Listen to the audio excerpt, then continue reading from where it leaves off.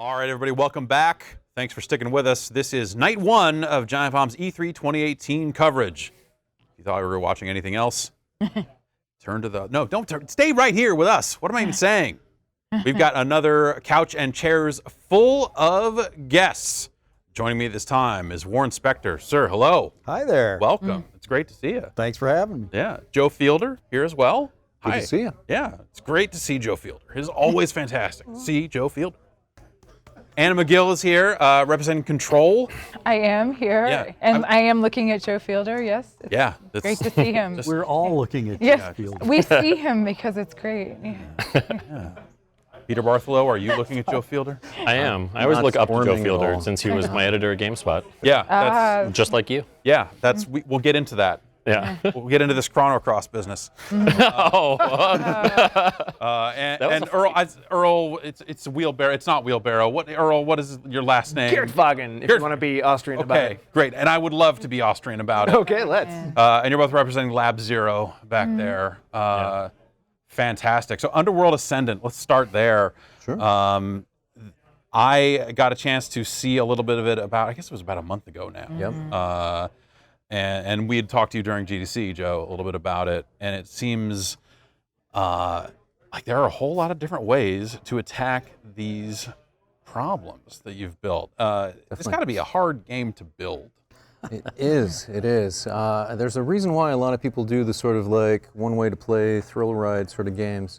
Giving player choice. It's a lot to tune. There's a lot to polish. There's a lot. So, Yeah. But it's really fun to see people actually embrace it and come up with solutions that you've never thought of, which was our day-to-day. It was great. Yeah. And Warren, obviously, you have something of a history with this style of game.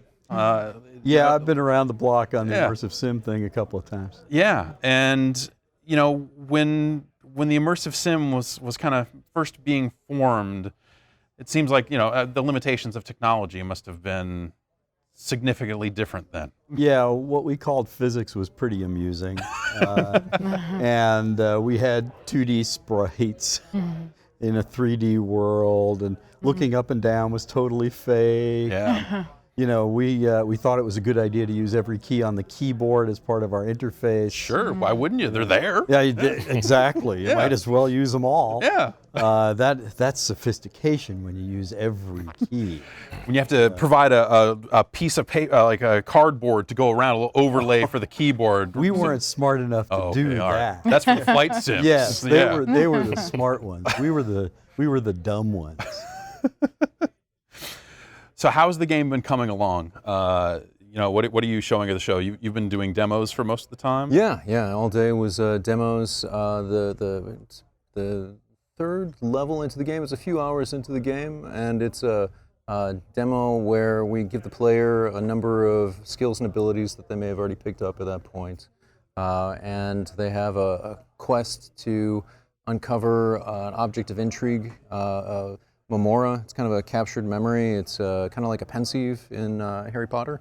And it has secrets that may alter the balance between the rival factions. There's sort of a Cold War going on between the three rival factions. And that is the goal, and then any way that you do it is up to you. And the game pushes you to really engage with all the skills and the abilities and the systems within the immersive sim, the environment, and rewards you for creativity. So, Cool. Anna, now Yes. your Control was just announced. Yes, Up just until last night. Yeah. Up until about 24 hours ago, it was just P7. It was the very mysterious. Yeah. It was always referred to as the mysterious P7. We had a lot to live up to, I guess. Yeah. Well, Control Yeah. seems like a pretty solid name. Yes. Now you are. Is it narrative designer? I'm a narrative lead. Narrative lead. Yes. Okay. So, what does that? What is your day to day? Is it kind of like, hey, we're making sure that the story matches the action, like that sort of stuff, like crafting the entire story, like? Absolutely. I mean, there's a lot of collaboration in games generally. So Sam Lake is our creative director, and it's sort of his vision. And my job is to make sure that the narrative and the writers and the designers and everyone who touches the story all stays on the same page, and we stick to Sam's vision and realize it and make the game that we want to make. You want a job? Yeah. I could use. I have one, actually. But thank you very much. Now it seems like it seems like the game's quite early. It is, Yeah, yeah. at this point. Yeah. And but still a killer trailer. Thank you. And yeah. some people might take this. It reminds me of a game called Psyops that Midway did some. I've seen people reference that on Twitter. Yeah. And Psyops was just it was a while ago. So the your capabilities with telekinesis and such were a little limited, but it had the feel back then. And this looks like it's very fast between like, hey, I'm gonna do some shooting, do some powers, like that sort of back and forth. Is that a goal to kind of like build like almost like a combo system or something? Very much the abilities and the weapons are meant to be used together. Yeah. So we have what we call a flexible supernatural combat system. So in the demo that we've been showing to the press, Jessie has these skills called launch and shield, which are telekinetic abilities. And she can also levitate, and she will use those very creatively, not just to navigate during a fight, but to also like launch pieces of the environment at the people she's fighting against. And she also has the director's gun, which is a service weapon, and it's taken many forms throughout history. It's an ancient artifact, an object of power, and only the rightful director can wield this weapon. And in this era, it happens to take the form of a service weapon. But it is very much meant to be used in tandem with the shield and all the other skills that she has. Yeah, and it sounds like a lot of the game is going to take place kind of inside. I'm sorry, I forgot the name of the building. It's the oldest house. The oldest house, yes. Yeah, which is the headquarters of the Federal Bureau of Control, and it is this mystical, what we're calling a world within a location. So from the outside, it looks like this stark, brutalist tower in Manhattan, but inside it's very, very different. And it's constantly shifting and moving and rearranging and opening up new areas. And it's been invaded by an otherworldly force called the Hiss. And so, of course, things are kind of chaotic at this point. And so Jessie has to wrest control of the oldest house back from these invaders. And that's pretty much what the game is about. The Hiss is such a cool name. Yes, thank you. I will tell Sam you said that. It's really Indivisible. Yeah. When Indivisible was described to me, I was like, oh, that sounds interesting. Maybe not necessarily my sort of deal. That kind of like as the combat. I was hearing more and more about the combat. Yeah. And I finally just got a chance to try it about a month ago. Yeah. And I was really amazed with how easy it was to pick up and kind of get into. Also, the speed at which you get into and out of combat. Yeah. Where did the idea come from for like merging this sort of platformer action adventure sort of thing with that kind of more role-playing-ish sort of system? Yeah, so we were going around pitching games to publishers, and spoke to one publisher and they said, well, we'd like something kind of like Child of Light. So we all played Child of Light, and like, okay, well, this is basically a platformer RPG. And we thought about it, and it's like, well, Valkyrie Profile is a platformer RPG, and that's like one of our favorite games. Yeah. And has an awesome battle system that is really good for a fighting game developer to work on. So it kind of came from that. And then just kind of throughout the story, as we were developing that and just the world and all that, it kind of gradually expanded into a Metroidvania with with a Valkyrie Profile style battle system. Yeah, that's where it like became this very striking thing. Playing like, oh man, okay, there's this like this deeper kind of Metroidvania sort of thing, but that combat, like I said, I'm not like the biggest role-playing game guy. I kind of lost time for it, but there's something about that style of combat.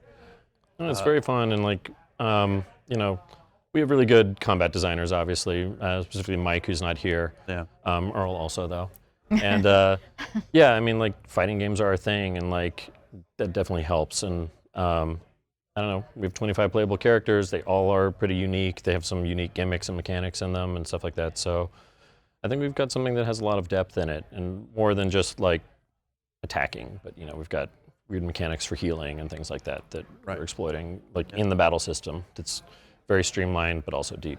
Yeah, cool. With Underworld, you've got these. You've described it as like it's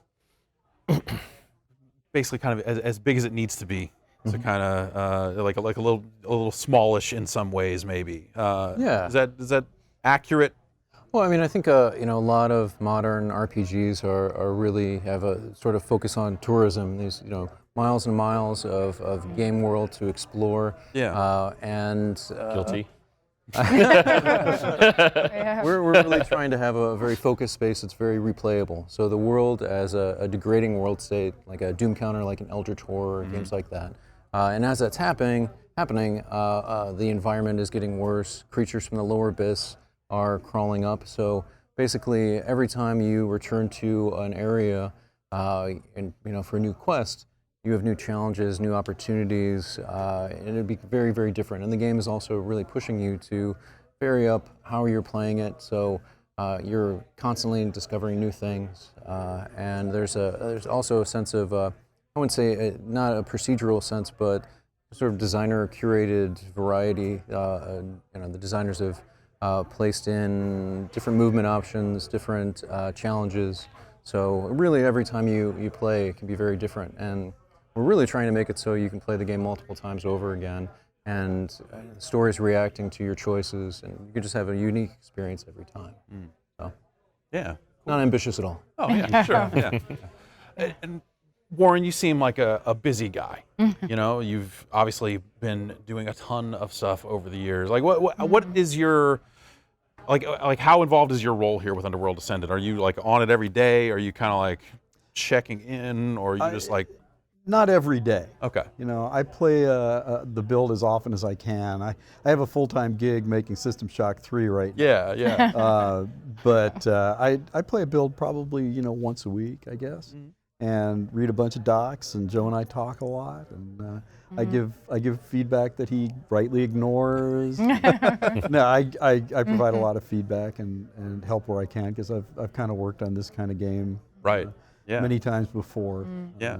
And how would you, like, obviously having worked on this style of game many times before, like, how do you feel about the evolution of this stuff? It seems like the immersive sim, it waxes and wanes a little bit. Yeah. It'll come back into vogue for a little while, and then people might get a little tired of it, or maybe the wrong stories are being told, and it'll kind of get downtrodden and come back again. How are you feeling about it these days? I'm totally psyched right now.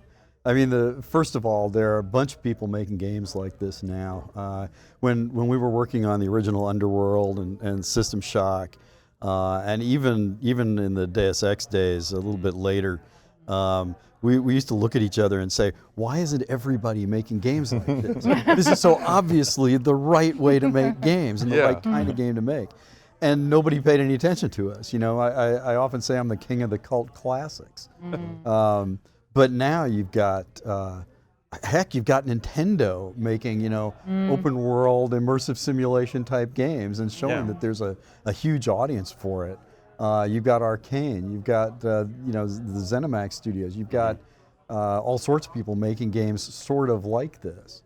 So I'm totally psyched, because it means there are more games for me to play. Totally, yeah. And it seems like, like genres just continue to blend. We think about like the, when I started reviewing games, back in the 90s and stuff, like back at GameSpot, we had a very rigid system of genres. There were 7, and you fell into one of those 7 genres. We're done here. Well, and now, it seems like between the way Call of Duty brought XP to first-person shooters in a huge way, and everyone brought in elements of RPGs and stuff like that, it really feels like, there's room for more of these types of elements, even in games where you wouldn't necessarily expect, games that don't necessarily, you wouldn't consider them to be like a pure immersive sim.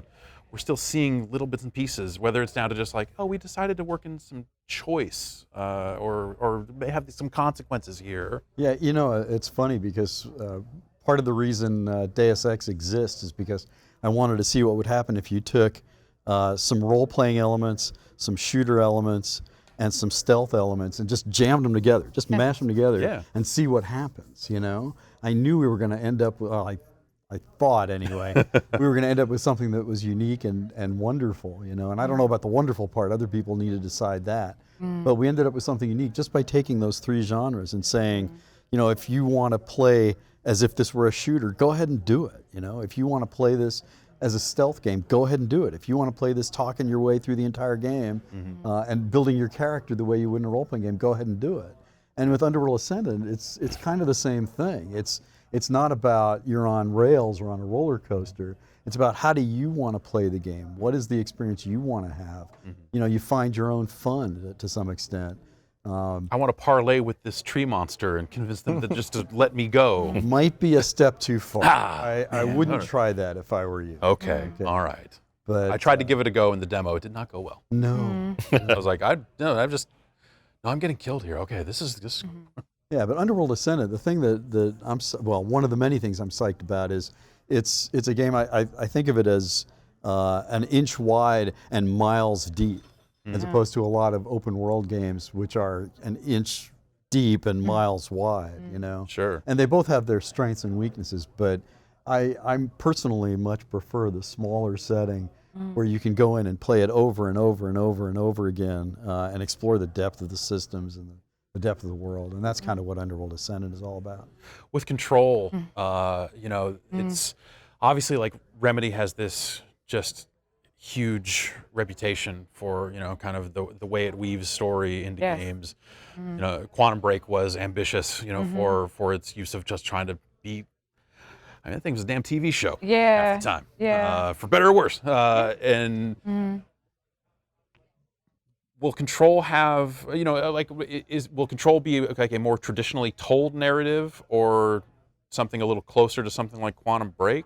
So it will have fewer cinematics than Quantum Break. We did listen to feedback from the fans and took it to heart. And so while we do have cinematics in Control, we're not going to have a tie-in TV show or, it's not going to be a playable movie or anything like that. Will there be a TV show on some TVs in the environment that It could happen. Okay, maybe. I'm not saying no. That's just sort of a Remedy tradition. I think if we didn't have it, there'd be an outcry. But yeah, what we are trying to do though is do more storytelling out in our world. We have this really incredible environment. And we are trying to weave together a story that isn't just sort of the traditional, you get on rails and we take you from start to finish, and and you play some along the way. We're going to let players experience the story through their adventures, through the combat, through exploring the house, and through meeting these characters that they encounter in the world, and have it come together that way. And I think that's a departure for Remedy. We're also going to be very creative with our use of the cinematics that we do have, and we're going to, Remedy is all about pushing the envelope and trying new things, and we're always trying to narratively do something that's a little unusual and that we don't see anyone else doing. And so there will definitely be some of that in this game as well, taking some risks and trying some new things. Cool. That sounds very intriguing. Yeah, I hope so. Yeah, I'm tempted to grill you on it, but at the same time, the game is early enough that it's like, I'm probably not going to be able to get full hard details. I'm afraid not. On all of these systems. I think someone would leap out of the couch and drag me from the room. That's be careful with this couch. There's VR's next door. It has a history, I imagine. With Indivisible, obviously. There is that kind of action element to it as well. But, I just, the art style just really stuck out to me. And also the little bits of story in the demo seemed really appealing out of the gate.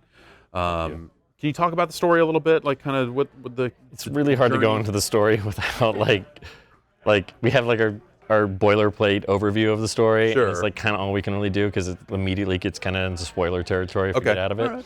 But, you play as Ajna. She's a young girl who kind of grows up in this backwater village, and warlords attack her town. And during it, she discovers she has this ability to absorb people and store them in her mind, and then manifest them at will, which is basically the conceit for why there's one person on the field doing platforming and people pop out. Right. But it actually kind of ties into a bunch of other things, like systems that we have. She chases after the warlord, but along the way kind of learns more than she bargained about herself, about the world, and other things around her. Very much it's the story of somebody who's lived kind of like a sheltered life and then goes and sees the world and learns a lot. Cool. Yeah. Let's talk about video game reviews. Okay. Oh, no. No, so for people who don't know, Joe and I worked together at GameSpot for a very long time. and Peter wrote a lot of reviews for us. Yes, back I at that did. time. I'm trying to piece it together because I think we probably need Christian here to actually have this conversation. Yeah. I believe he reviewed Chrono Cross. It was Andrew Vestal. Oh, it was Andrew Vestal, right. Yeah. And there was a fight. There was a fight. Andrew Vestal turned in that review, gave it a 10, which back then was not something that happened very often at GameSpot, I think. Tony 2, there were very Ocarina few. of Time, Yep. and there were not that many. And I remember it was a case where that Chrono Cross review came in, and none of us had played Chrono Cross. And so we It was the import review. yeah, it was the import review, So right? Andrew and I did a lot of import reviews. Yeah, which publishers hated because then we wouldn't re-review it when the U.S. version came out. So it was not new. It was not us newly pointing people to the fact their game was out. Capcom especially was just like, ugh. So we turned to you and said, like, hey, can you read this Chrono Cross review and tell us if you think it's on the level? And I remember it. This will sound crazy. I remember you coming back saying, yeah, no, totally, a 10. Yeah, absolutely. And then we ran the review. I think I had sent an email to you saying, so you think it's perfect then? And we ran the review, and then you wrote back after the review gone live and said, I don't think it's perfect. And it was this moment of just like, I just take issue. I always took totally, issue you're right. with No, the word perfect. You are so right. Like, You were so right, but I don't think we had a GameSpot lot of had a system. we had a lot of arguments about the word perfect. Yeah. Specifically, I remember having these phone calls with Joe about it. Yeah. Yeah, definitely. It was yes. Game reviews, I think, have evolved a lot since Yeah, then. definitely. But that was a time when I think we were definitely under the we wrote perfect under the 10 specifically to make it very hard to get them. So I don't know if you're aware of the other stuff with this game and the reviews of it. So I believe Andrew Vestal got death threats for giving Chrono Cross a 10. Because how could you possibly give this thing that's not Chrono Trigger 2 a 10? Oh, right. Of Right. course. Yeah. And then like later it comes out and I think it was Greg Seward, EGM, reviewed it and gave it a 9.8, and he was getting death threats for not giving it a 10. Yeah. And it's like, well, gee. Yeah, I mean, that was the same era where I think I was getting... If everyone had given it a 9.9, it would have been perfect. Exactly. Oh, no. No, not There's that for- word. Yeah. No, that was the era when I think someone had sent me my home address over a Dreamcast review Oh no. and said, hey, I'll see you. Like, cool. Great. Yeah. Fun times. Fun Yeah. times. That story has come up on our podcast a few times, and it's been a while since we've spoken to you in any capacity, so I just wanted to get your side of that. Yeah, no, we thought about that stuff a lot. Yeah. I'm still kind of bitter that you overwrote my Majora's Mask review. I did. I guess I did, didn't I? No. Like you probably did the import review, right? Yeah, I did the import review. You probably liked it a lot more than I did. Yeah, I did. Yeah. And I also disliked Ocarina of Time more than you did. So You're wrong twice then. Okay. This is so I felt that I was settling the score about place Zelda I in need you general. here, Warren. So I felt I was settling the score about N64 Zeldas in general. And then you're like, no, I'm giving this an 8 or whatever. And like, Yeah. Okay. I mean, and that was your prerogative because you were my boss, but and I was a freelancer. But Yeah. I think that's that that was- was meant a very different thing back then, and Well- there are definitely things I look back on now and go, this was ridiculous. Also, everything comes out here now. Right. So there really is, and it's almost always simultaneous, Yep. or it's at least close enough that there's no point in doing an import review. Right. So like that whole thing doesn't even exist anymore. Yeah. There was a collection of freelancers who got by with mod chips and knowing Japanese, Yeah. and I made a lot of money off of it. Yeah. Yeah. There's just no. I also later found out that Sony plagiarized my Grandia review for their review guide for the PlayStation version, which that was kind of fun having that call. Weird. Yeah. Yeah. I was like, yeah, you lifted a bunch of stuff word for word for my review. And they're like, your point? And it's like, people are watching? I don't know. Like, Like, hey, don't do that. or send me $85. I don't know. Yeah. But that was also like Molly Smith Sony, which is like the area nobody talks about anymore. She was the one who told me that the Killzone trailer was real. anyway. I'm seeing a slander case in your future. Oh gosh, it wouldn't be the first time. Wow. Well, so System Shock 3, you did mention it there. Uh-oh. Is Shodan in it? Can you play as Shodan? Is Shodan DLC? No, how? Pretty interesting idea. Oh no! What have you done? How's it going? It's going well. No, it's just too early to be talking too much about System Shock 3. I mean, course. what I will say is Showdown will be in the game, I promise you. And Citadel Station is going to be in the game, though perhaps not in the form people expect. I can say that much. Anything more, and I think lots of people are going to dogpile. I'm going to get dragged off this couch. That's going to happen. Yeah, I know how it goes. Yeah. But, you know, it's going to tell a cool story. It's going to be in the same sense that Underworld Ascendant is about player expression and player creativity. That's what we're going for. Great. The whole immersive simulation thing is kind of what we do. Yeah. So. It's exciting. Did you think back then that would become the thing that you were like kind of best known for, and that you'd still be, or that you'd find a way back to System Shock? I never expected to find my way back to System Shock. Yeah. I have to say that. The fact that people still care about something that originally came out in 1994 is just, it's ridiculous to me and wonderful, but it's crazy. No, I never would have thought that. It's System Shock and Snoop Doggy Dogg's first album. 94 was a banner year. Wow. Wow. I'm so proud.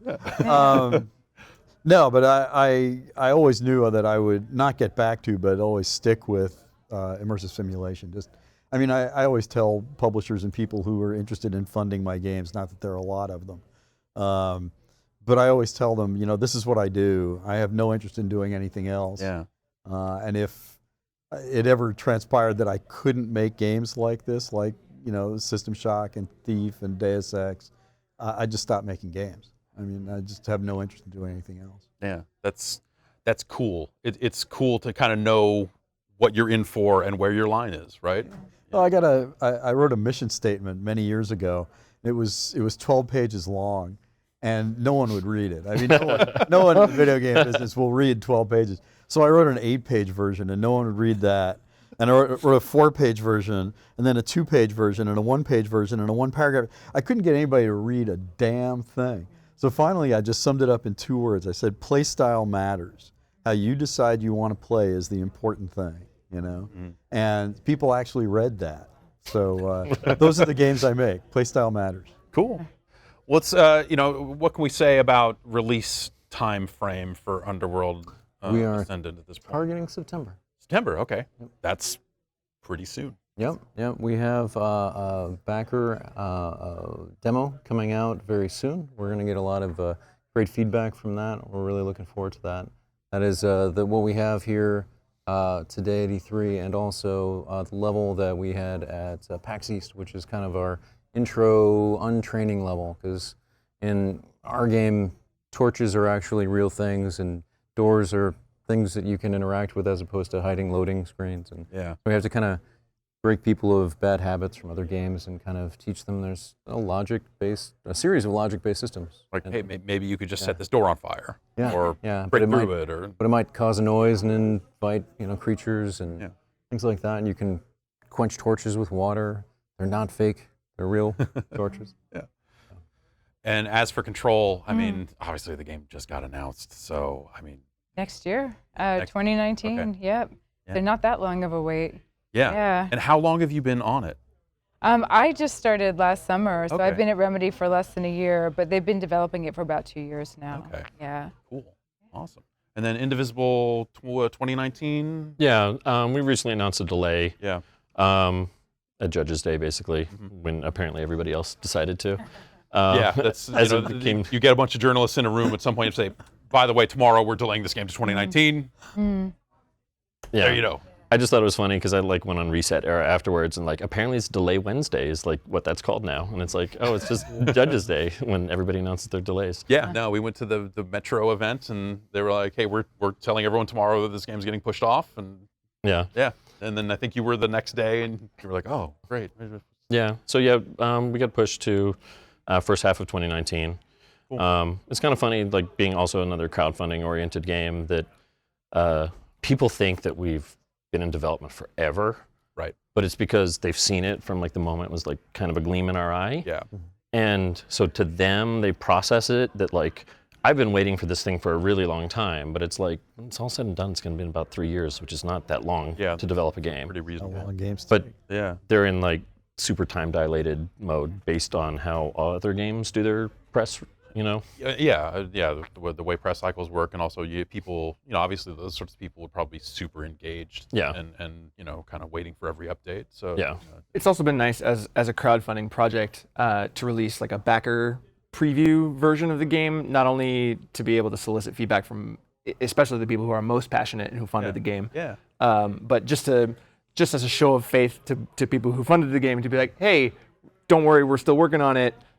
We haven't ghosted you. The game's still happening. It's definitely happened. Yeah, and it's another facet of that too is just being able to educate people on the development of a game and show them like what kind of aspects of the development that we're focusing on and want feedback on, what things are still in flux, and I think that also helps to serves to sort of educate gaming fans or gamers in general, just how games are made and kind of tailor their not tailor their expectations, but give them an idea of what they can Give them a expect sense out of of a what's going on. development of a game. I think that's been probably the thing that's changed with me the most since those days of arguing about if a game is perfect or not, is learning. I'm no expert, but I'm learning more about just how hard it is to make games, and We're terrible about that as an See all this industry. gray hair? I'm actually 12 years old. Yeah. yeah, it's like it's the thing I say that I've heard multiple developers say is it's a miracle anything ships ever. Yeah. And yeah, it's crazy out there. Yeah. So best of luck for it. Thank you. Yeah. very much. Awesome. Well, we're gonna wrap it up. Thanks everyone for coming by, and we're gonna take a break, and we'll be back with some more guests in a short. So get up, find something to drink, do a fun dance, and we'll be back soon.